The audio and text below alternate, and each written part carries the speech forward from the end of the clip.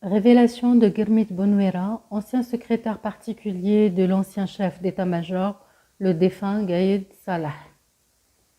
Bonouera est actuellement détenu dans la prison militaire de Blida en Algérie et condamné à mort.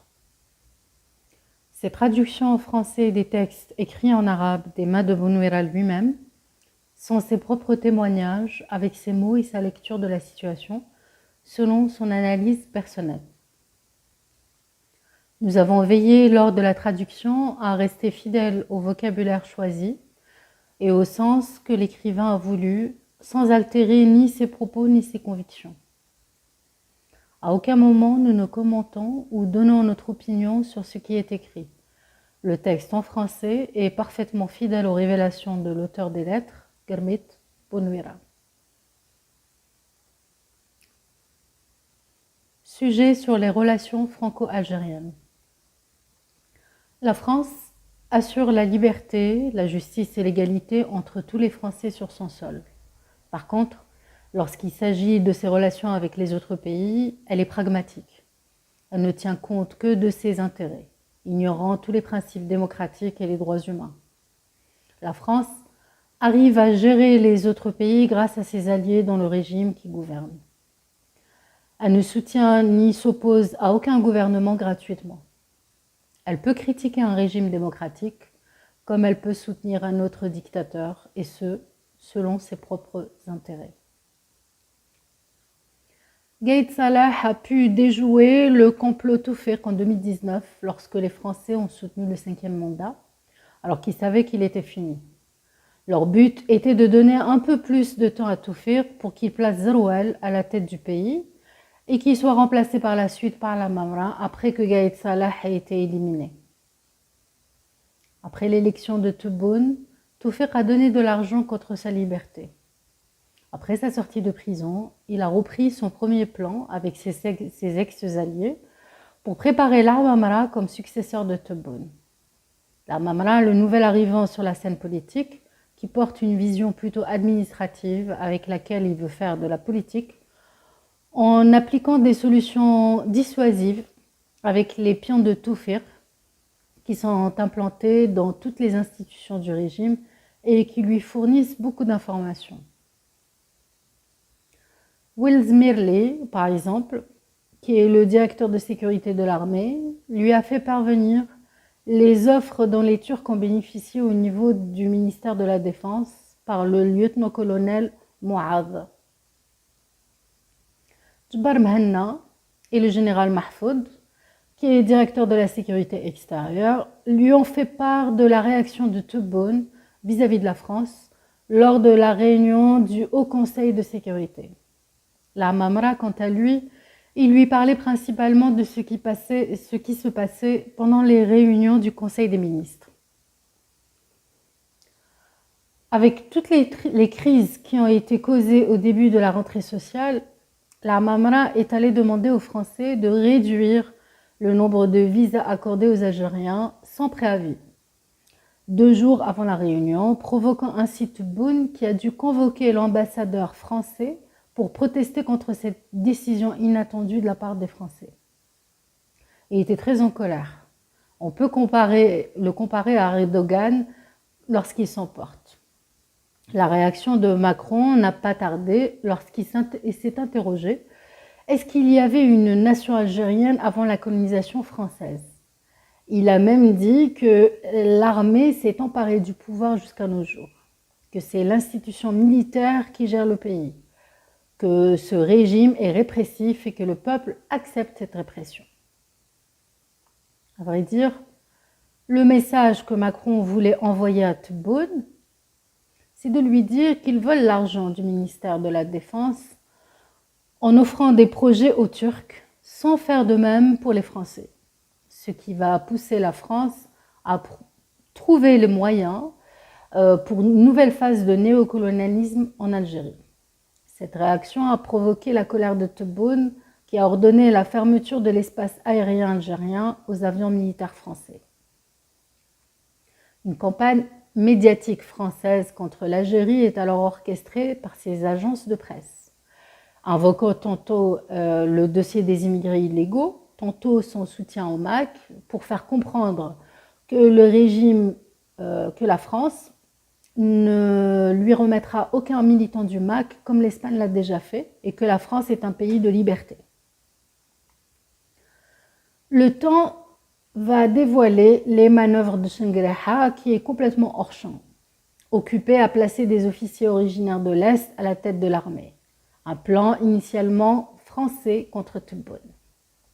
La France aura bien sûr sa part du gâteau lorsque son candidat La Mamra, entre guillemets le démocrate, sera président en mettant la pression pour avoir plus de projets et éliminer les Turcs qui, eux, ont soutenu Tebboune, entre guillemets le dictateur. Nouvelle alliance en Méditerranée occidentale. Suite aux provocations du Maroc contre l'Algérie, qui étaient poussées par la France, puis les réactions de l'Algérie, de nouveaux alignements se sont formés dans la région. La ligne du Maroc avec la France. La France a des problèmes avec l'Algérie, notamment sur le sujet de la mémoire de la guerre d'Algérie, les Harkis et les essais nucléaires français. La ligne de l'Algérie avec l'Espagne. Occupation espagnole des deux villes marocaines, Ceuta et Melilla. Le Sahara occidental. Principale cause du conflit entre le Maroc et l'Algérie. C'est l'étincelle qui pourrait provoquer une guerre dans la région. Le Maroc prétend que cette terre lui appartient, tandis que l'Algérie défend le droit du peuple sahraoui à l'autodétermination au moment où les compagnies européennes, principalement espagnoles et françaises, pillent les ressources du Sahara avec Israël qui essaye de diviser la région. Avec l'apparition du système des missiles balistiques Iskander pendant la parade militaire de Shengreha, un nouveau joueur est entré dans la région. C'est Israël. Car lorsque la Turquie a fait tomber l'avion russe S-424, cela a créé une grande crise. Par contre, lorsque Israël a fait tomber un autre avion russe en Syrie, le conflit s'est réglé entre les Russes et les Israéliens en douceur, et Israël a poursuivi ses attaques contre les Syriens sans avoir aucune crainte par rapport au système Iskander. Voilà le secret derrière l'alliance du Maroc avec Israël. Israël déjoue souvent les décisions du Conseil de sécurité à l'ONU afin d'alimenter la tension entre l'Algérie et le Maroc et répartir les rôles entre Paris et Madrid pour manipuler les différents dossiers entre l'Algérie et le Maroc. Israël a préféré offrir le programme d'espionnage Pegasus au Maroc et non à la France pour justement lui montrer que le Maroc sert les intérêts des Juifs dans la région beaucoup mieux que la France et que si la France désire reprendre sa place avec Israël, elle devra aller sur la même ligne politique et exécuter ce qu'on lui demande pour préserver ses intérêts dans la région. Le nouveau rôle de la France. Soutenir la politique du Maroc auprès des instances internationales et à l'ONU. Et faire pression sur l'Algérie en utilisant ses conflits politiques. Surtout en s'opposant à l'autodétermination du peuple sahraoui et en menant une campagne médiatique contre le régime algérien. Le rôle espagnol. Soutenir la position de l'Algérie comme le transfert du président sahraoui de l'Espagne vers Alger et l'expulsion de certains opposants. Garder le contact avec l'Algérie afin de connaître ses plans et les transmettre à Israël. Le Sahara occidental. Il s'agit d'une cause juste et c'est le cœur du conflit. Mais ce qui a été pris de force doit être repris par la force, non pas par les Nations Unies ni les rêveries. La Cour de justice européenne a interdit aux compagnies européennes d'exploiter les richesses du Sahara occidental. En effet, c'est Israël qui a appuyé cette décision pour remplacer les exploitants européens par d'autres Israéliens et ainsi piller les ressources qui restent. Israël va répartir les rôles entre la France et l'Espagne en orchestrant des événements bien étudiés et en alimentant la tension entre l'Algérie et le Maroc et les pousser ainsi vers la confrontation. Tebboune plus sahraoui que les Sahraouis eux-mêmes. Rien ne garantit que le régime sahraoui reste fidèle à Tebboune, qu'il l'appuie jusqu'à son indépendance. Il se pourrait que ce régime soit séduit par Israël, qui tenterait par tous les moyens de pousser le Sahara de l'Alliance à l'hostilité avec l'Algérie. Le plus grand gagnant du conflit, c'est Israël, en créant des litiges entre les pays arabes, sans toutefois perdre un seul soldat israélien. Israël divise les Arabes et détourne leurs attentions avec des sujets illusoires tels que l'établissement du Grand Israël. La France et Israël bénéficieront des grands projets de reconstruction après la guerre, tandis que l'Algérie et le Maroc seront de plus en plus divisés et le Sahara va certainement s'allier avec de nouveaux gagnants dans la région. Lorsqu'il y eut le coup d'État au Mali en 2012, les autorités maliennes ont demandé l'intervention militaire de la France pour éviter la chute du régime et empêcher le déploiement des terroristes dans le pays. À la demande des Français, l'Algérie a dû ouvrir son espace aérien aux avions militaires français pour leur permettre d'intervenir au Mali. Ce passage leur a permis d'économiser du temps et de l'argent. L'Algérie, qui voulait que ce régime-là reste en place, n'avait pas d'autre choix que d'accepter que les avions français utilisent son espace aérien pour aller au Mali. Alger tenait à montrer qu'elle n'appuie pas le coup d'État et qu'elle est un bon élément dans la lutte antiterroriste. D'autre part, la diplomatie algérienne a joué un rôle dans l'accord pour la paix et la réconciliation au Mali en 2015, qui visait principalement l'intégrité territoriale du pays. Lorsque les Français ont réduit le nombre de visas accordés aux Algériens, Tebboune est allé vers un autre dossier en annulant l'accord sur le passage des avions français par l'espace aérien. La nouvelle trajectoire qui passe par le Maroc, le Sahara occidental et la Mauritanie pour atteindre le Mali entraînera d'importantes pertes matérielles pour la France en augmentant le coût et la distance. L'acte de Tebboune ne passera pas inaperçu pour les Français qui vont justifier leur décision de réduire le nombre de visas accordés aux Algériens par le biais de leurs agences de presse, en critiquant l'immigration des Algériens vers l'Europe. La France, qui ne semble même pas être dérangée qu'Alger ait appelé son ambassadeur, passe à une réaction sur le plan économique. Le message qu'elle voulait passer à Tebboune par son attaque contre les 3 Algériens en Mauritanie, le 1er novembre 2021, dit clairement que c'est elle qui domine l'Afrique et qu'elle est prête à frapper l'intégration économique de l'Algérie avec ce continent par tous les moyens. Son but était de créer un conflit entre l'Algérie et la Mauritanie pour encercler l'Algérie par tous les côtés.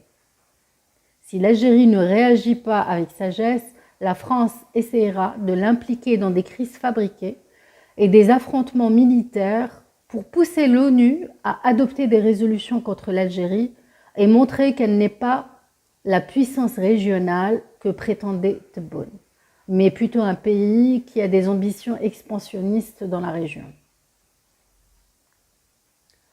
On constate qu'il y a une touche du Maroc et d'Israël dans les affaires des 3 commerçants victimes de l'attaque. Tebboune avait ordonné la rupture de fourniture du gaz au Maroc le 1er novembre, date symbolique pour l'Algérie. Cette décision a eu un grand impact économique sur le Maroc. Ils ont donc choisi d'attaquer les 3 camionneurs avec un drone israélien pour prouver que Tebboune n'est pas capable de protéger les Algériens en dehors du pays. Israël, avec sa ruse, a réussi à faire couler le sang entre 2 pays arabo-musulmans. Tout comme elle fait entrer les sunnites et les chiites par les attaques à la bombe dans les mosquées chiites. Entre-temps, l'État hébreu continue à travailler pour réaliser petit à petit son projet du Grand Israël et faire la promotion de ses armes en les vendant au Maroc pour briser la suprématie algérienne et créer un conflit armé dans la région. Infiltrer les pays arabes pour pouvoir les manipuler et les diviser. Le but de cette attaque qui a ciblé les camionneurs civils c'est de semer la zizanie entre les deux peuples après que les deux régimes aient déjà rompu leurs relations diplomatiques. Tebboune devrait faire attention avant de prendre des décisions au nom de la souveraineté nationale qui lui coûterait cher et qui pourrait avoir des répercussions sur le plan économique du pays adversaire, qui ne tarderait certainement pas à répondre, comme c'était le cas en 2014 pour la Russie, qui a été sanctionnée économiquement alors qu'elle ne leur avait même pas coupé le gaz. L'Algérie ne doit surtout pas avoir l'air d'un partenaire non fiable. Après ces événements, la France a constaté que le peuple algérien tient à son unité nationale et que Tebboune avait d'autres amis, comme les États-Unis, la Chine et la Russie. Une éventuelle alliance entre l'Algérie et les États-Unis ferait peur à la France. Quelque temps après, Tebboune envoie un message crypté à Macron via le journal allemand Der Spiegel, disant que ce n'est pas l'Algérie qui devait faire le premier pas vers une réconciliation avec la France. Macron a compris le message et a envoyé une invitation à Tebboune pour la conférence internationale sur la Libye qui s'est tenue à Paris. Cependant, c'était la Mamra qui a assisté en représentant Tebboune, qui a préféré, avec Shangreha, montrer leur mécontentement vis-à-vis de la France. La France cherche à contrôler l'Algérie et reprendre ses relations avec Tebboune par n'importe quel moyen, pour lui donner le coup de grâce comme elle l'a fait avec le régime de Bouteflika pendant le Hirak. Son but principal est de préparer la Mamra pour succéder à Tebboune après d'éventuelles protestations contre lui. La France connaît bien la mentalité des dirigeants arabes et le mépris qu'ils ont les uns pour les autres. Elle sait que si le Maroc s'est allié avec Israël pour menacer l'Algérie, l'Algérie aussi pourrait s'allier avec les États-Unis. Cette alliance écarterait les Français de la région. La France ne craint pas la Russie et la Chine car elle a le NATO et tout l'Occident pour établir une zone de polarisation en Afrique du Nord, entre l'Est et l'Ouest, afin de détruire l'Algérie, comme cela s'est produit en Syrie. Par contre, la France craint que la Russie ait des bases militaires en Algérie, car cela menacerait la domination occidentale en Méditerranée. Les crises alimentaires entre les décisions de Tebboune et les coulisses de Tawfiq. Prochain sujet. Tebboune voulait à tout prix que la rentrée sociale soit réussie et tenir ses engagements envers le peuple en lui fournissant les produits alimentaires de base, même s'il devait faire appel à l'importation urgente en cas de pénurie. Tawfiq, qui maîtrise bien la contre-gestion, a su comment créer une pénurie de pommes de terre cette fois-ci, et non pas d'huile, pour ne pas trop attirer l'attention sur Arbrab. En l'absence de bons conseillers autour de Tebboune, Tawfiq a pu déstabiliser la chaîne d'approvisionnement, allant du producteur, qui est l'agriculteur, au distributeur, pour nuire aux citoyens en gonflant les prix de la pomme de terre, pour montrer l'incapacité de Tebboune à gérer le marché algérien. Tebboune manque de stratégie pour gérer la crise. Il préfère donner des ordres administratifs à partir de son bureau sans voir la nature du problème. Il ne peut pas faire d'analyse qui mène vers des solutions sans toutefois nuire aux autres chaînes d'approvisionnement. Pour comprendre les problèmes qui se sont produits simultanément sur tous les marchés nationaux et déterminer à qui profite politiquement cette crise. Tebboune s'est dirigé directement vers la répression contre ceux qui détiennent le monopole. ce qui a créé une polémique sur le marché de la pomme de terre, qui est devenu plus dangereux que celui des stupéfiants.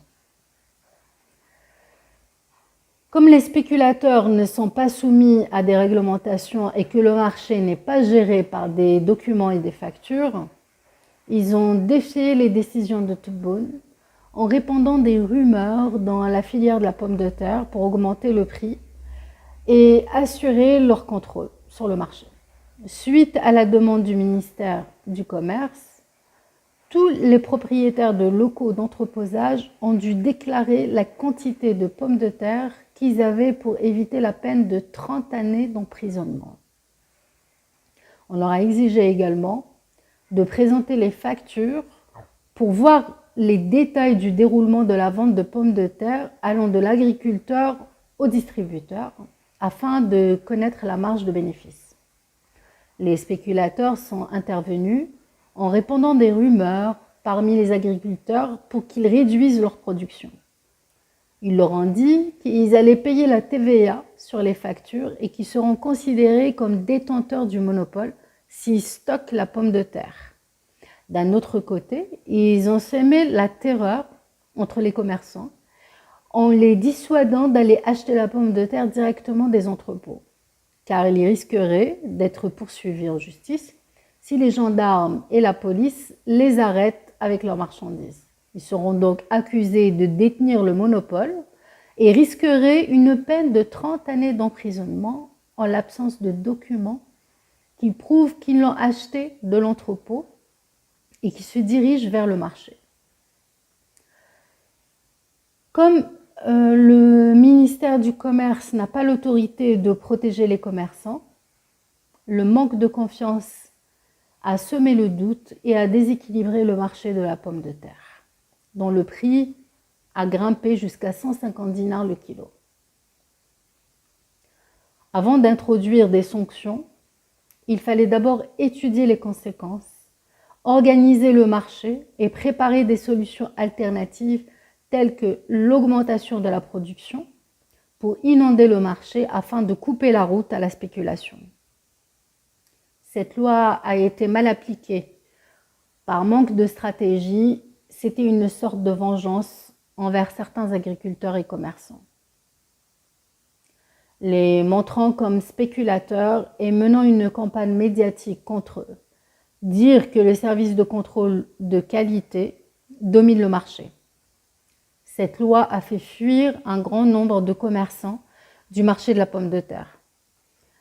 Même si le problème de la pomme de terre sera finalement résolu, Tawfiq trouvera le moyen d'en créer d'autres, comme celui des œufs, du poulet, de la semoule, etc.